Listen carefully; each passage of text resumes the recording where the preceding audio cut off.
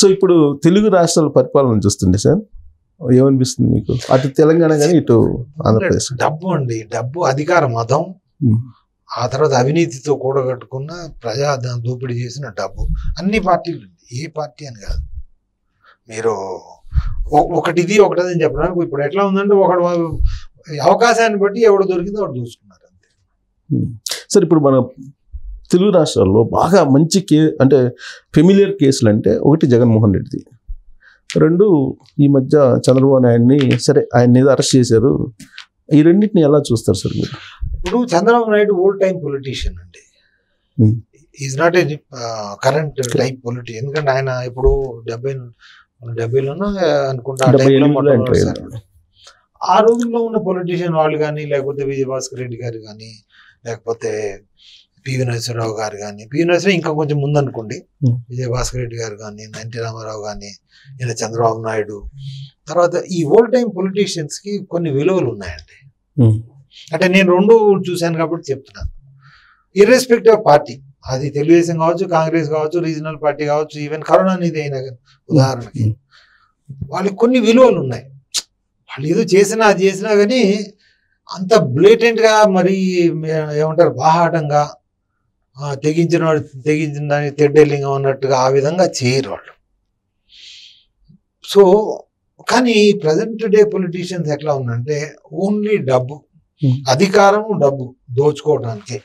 ప్రజాసేవ అనేది వాళ్ళ మనసులో లేదు. తినిపించు. ఎట్లా అంటే మీరు ప్రభుత్వ ధనాన్ని, అవినీతిని 1,00,000 కోట్లు తినారనుకోండి, 1,000 కోట్లు ప్రజలకు దింపించు. అంటే make everybody else also corrupt. స్టోటింగ్ వాడు మాట్లాడటానికి ఉండదు. ఇప్పుడు ఉదాహరణకి ఎలక్టోరల్ బాండ్స్ ఏం చేశారు, బీజేపీ ఏం చేసింది, వాడు మొత్తం 57% మొత్తం వాళ్ళు తిన్నారు, వాళ్ళకి వచ్చినాయి. మిగిలిన 43% అందరూ పంచిపెట్టారు. అందుకోసం మీరు చూడండి, ఏ రాజకీయ పార్టీ కూడా మాట్లాడలేదు. ఎందుకంటే ఇప్పుడు దొంగకు తేలి కొట్టినట్టు వీడు మాట్లాడిన కూడా నువ్వు కూడా తిన్నావు కదా అంటారు. సో దాంట్లో నాకు అర్థం కాదు ఏంటంటే, మొన్న 2 days బ్యాక్ నరేంద్ర మోడీ గారు ఓ మాట అన్నారు, మళ్ళీ ఎలక్ట్రల్ బాండ్స్ నేను ప్రవేశపెడతాను, కరప్షన్ అంటే బ్లాక్ మనీ తగ్గించడానికి అన్నారు. అది ఏంటో లాజిక్ నాకు అర్థం కావట్లేదు. కొన్ని ఆలోచన విధానాలు ఏంటంటే, మనిషిని చంపేసి నేను శాంతిని ఏర్పాటు చేశాను అని అంటారు. కొన్ని మతాలు కూడా ఇలా అంటాయి. అంటే you kill a person and say that now I established peace. ఇప్పుడు నరేంద్ర మోదీ గారు చెప్పింది కూడా అదే. మీరు కరప్షన్ తగ్గించాలంటే ఇప్పుడు మొట్టమొదటిగా కావాల్సింది ట్రాన్స్పరెన్సీ. అందరికి కనిపించాలి మీరు ఏం చేస్తున్నారని తెలియాలి.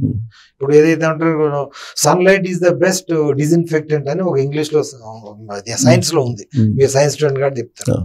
అట్లాగే కరప్షన్ తగ్గించాలంటే transparency is the most important thing. అంటే ప్రభుత్వం అన్నీ చెప్పాల్సిన అవసరం లేదు, కానీ అడిగినప్పుడు మాత్రం అది తెలియాలి. మీరు ఎవడు ఎలక్టోరల్ బాండ్, ఇందులో ఎలక్టోరల్ బాండ్స్ లో 3-4 క్యారెక్టరిస్టిక్స్ ఉన్నాయండి. ఒకటి హిందీలో చందా దేదో ధందా లేలో, అంటే నువ్వు డబ్బులు ఇచ్చి నీ వ్యాపారం నీకు ఏం కావాలో తీసుకో ప్రభుత్వం నుంచి. అంటే నువ్వు డబ్బులు ఇచ్చి కొనుక్కో, నీకు లైసెన్స్ కావాలా, లేకపోతే క్లియరెన్స్ కావాలా, లేకపోతే కాంట్రాక్ట్ కావాలా, ఇంకోటి కావాలా, నువ్వు ఇచ్చింది ఇచ్చేసి నువ్వు తీసుకో. That is one aspect. ఆ తర్వాత రెండవది, ఇప్పుడు ఇది చెప్పాను కదా, భయపెట్టించి, అది ఫస్ట్ది కొల్యూజివ్ కరప్షన్, సెకండ్ ఇది కోయర్సివ్ కరప్షన్, భయపెట్టించి. CBI, ED, income tax, GST ఇలాంటివి ఉన్నాయి కదా, వీటితోనే ఎవరి మీద కేసులు ఉన్నాయో, లేకపోతే కేసులు అయ్యే సూచనలు ఉంటాయి కదా, లేకపోతే వాడు ఏమైనా చేసి ఉంటాడేమో, ఏం చేయకపోయినా పెద్ద వ్యాపారస్తులు లేదు వాడికి చేయడం, లేకపోతే నోటీస్ ఇప్పించడం, అట్లా చేసి అది భయపెట్టించి అది తీసుకోవటం అన్నట్టు. మూడోది, ఇది విదేశాల నుంచి వచ్చే డబ్బు మనీ లాండరింగ్.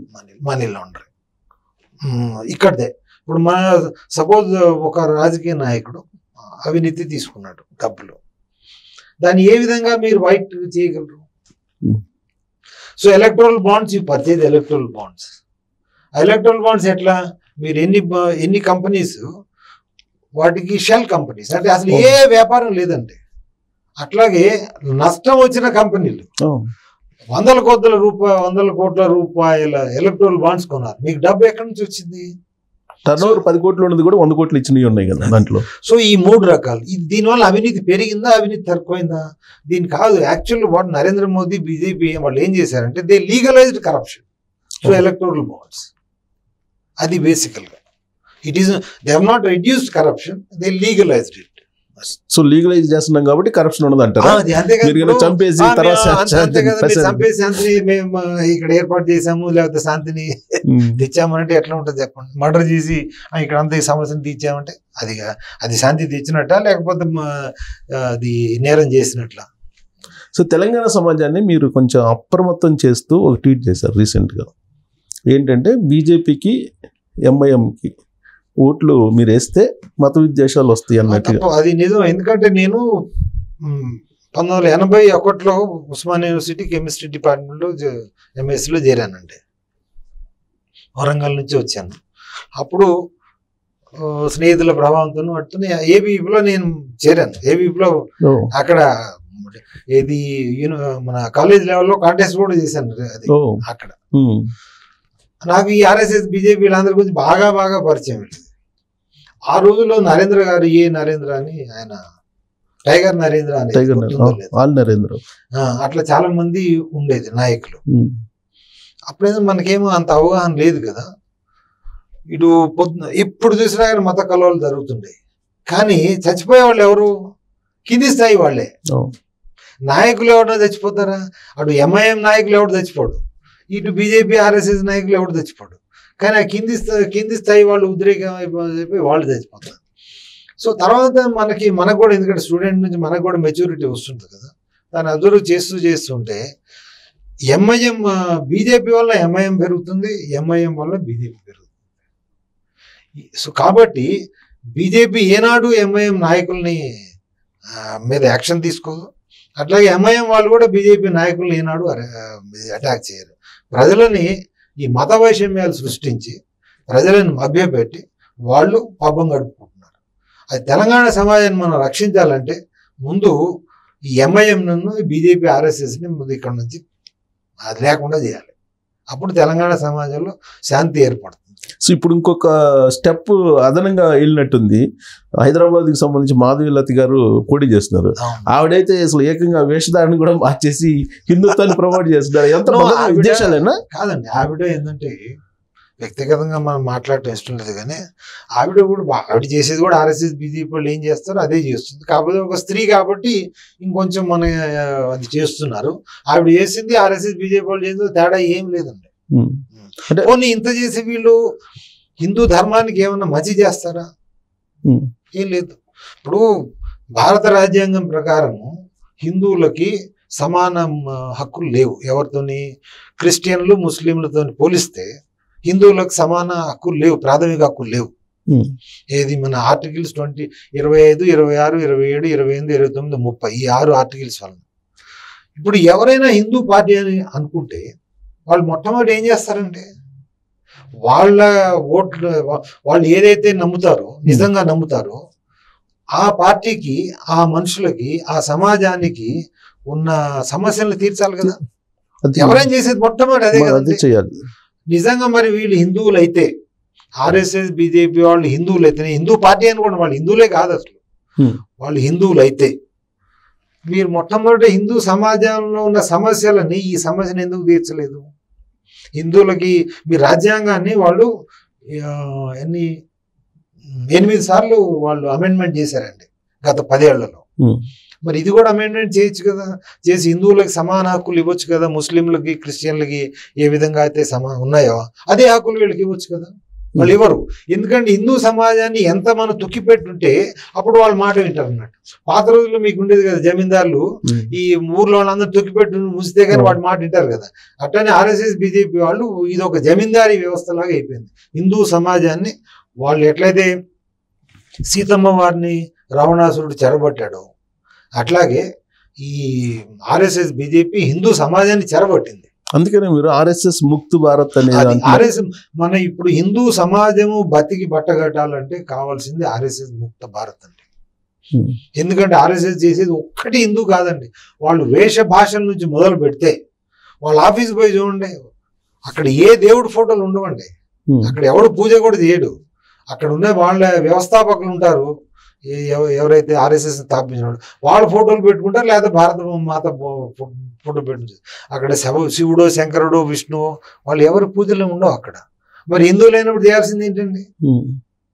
మీరు అంటే దేవతలు పూజలు చేయాలి కదా. మరి అదే అంటే చిన్న ఉదాహరణ చెప్తాను. పోనీ వాళ్ళు చేసే కవాతులు, విన్యాసాలు అవి హిందువులు ఎవడం చేస్తారంటే మీరు కర్ర తిప్పటం, అది ఇది చేయటం, అది ఏమి హిందువు అది చెప్పండి. పోనీ ఇవన్నీ పోనీ మీరు ఏం చేసినారు? మీరు గత 10 ఏళ్ళలో చేసింది ఏంటి? రెండవది, ఇప్పుడు దేశంలో మన భారతదేశంలో దేవాలయాలు మాత్రమే ప్రభుత్వం కింద ఉన్నాయి, డిపార్ట్మెంట్ కూడా ఉంది. మసీదులు, చర్చిలు లేవు కదండి. మీరు కాశ్మీర్ నుంచి కన్యాకుమారి వరకు, తర్వాత అట్లాగే గుజరాత్ నుంచి మణిపూర్ వరకు దాదాపుగా 2 లక్షల కంటే పైచిలుకు దేవాలయాలు ప్రభుత్వ కబ్జాలో ఉన్నాయి. 2 లక్షల కంటే పైచిలుకు అంటే. అయితే మరి మీరు సెక్యులర్ ప్రభుత్వం అన్నప్పుడు మీరు మత సంస్థలను ఏ విధంగా నడుపుతారండి? సెక్యులరిజం అంటే లౌకికవాదం అంటే ఏంటండి? మతానికి లౌకిక ప్రభుత్వానికి సంబంధం లేదు, అంతే కదా. మరి ప్రభుత్వం మతానికి సంబంధం లేని ప్రభుత్వము మత సంస్థలను ఏ విధంగా నడుపుతుంది? పోనీ నడిపితే అన్ని మతాలతో నడిపితే అదొక విధంగా అనుకోవచ్చు, సరే మేము అన్ని మతాలను ఒకే విధంగా చూస్తాము, సో మేము చర్చిల్ని, మసీదుల్ని, దేవాలయాలను అన్ని మేము నడుపుతామంటే అది కాకుండా కేవలం హిందూ దేవాలయాల్ని తీసుకొని కబ్జా చేసి మీరు నడపడం. మరి ఆర్ఎస్ఎస్, బీజేపీ వాళ్ళు నిజంగా హిందువులు అయితే ఆ దేవాలయాన్ని విడిపించాలి కదండి. విడిపించారు గత 10 ఏళ్లలో.